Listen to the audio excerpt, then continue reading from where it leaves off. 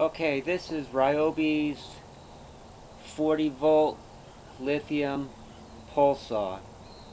You can see the head. That's where the motor is, which means there's extra weight at the top, which really could be put down at the lower end of that section, or even more optimally at the base where a person's holding it. And then it would require something like a spindle to transmit the power from the mower up to the cutting blade. And you can see this. I just assembled all the nuts. You can see all the nuts on here. And look at this. Look at that sloppiness. That is extremely sloppy. Look at all that wiggle. It's ridiculous. It's got a total of 4 sections on here. It could have made the bottom section right up to here one length, and then you wouldn't have the extra wiggle. And if you needed to have just one small section in the middle, and the other thing is they could have extended this portion to have it go down to this point and then put the motor at this point or at the very bottom. But I really don't like this. Look at all that wiggle. And these nuts are on tight. I mean, the nuts are on, it's nice that that they went on easily, but look at that. It's ridiculous. And let's go.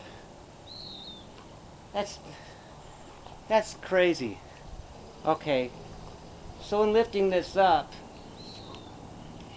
it is a little unwieldy. It'd be nice if it didn't have all that sloppy play in it.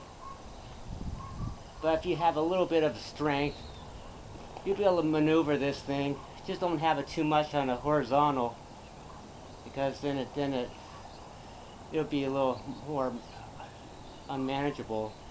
And obviously, for those who think they can add an extra extension to make it longer, well, I think if they would just pay attention to what I'm actually telling them, or telling a Ryobi company, is that instead of making 4 sections, you can make them a little bit more sturdy and have 3 sections, and they can make it 12 feet long instead of 9.5.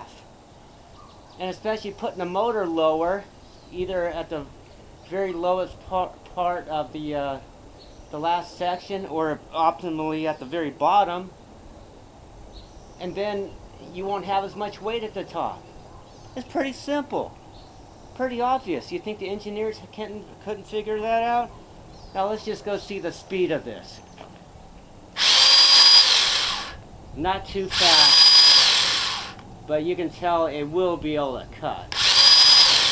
And even though it says it's an 8-inch blade, and the product information claims that means you can cut a 6-inch branch, there's actually 7.5 inches of exposed cutting blade, though it would be actually difficult to get right at that limit. That would be that'd be kind of pushing it, though with a little bit of skill, and if you do have access to both sides of a limb, you could get actually a much larger limb by cutting both sides of it. But this is actually like, I don't know, I would say it's like a high-end toy, not a real serious piece of equipment. Well, that's all I got to say about that.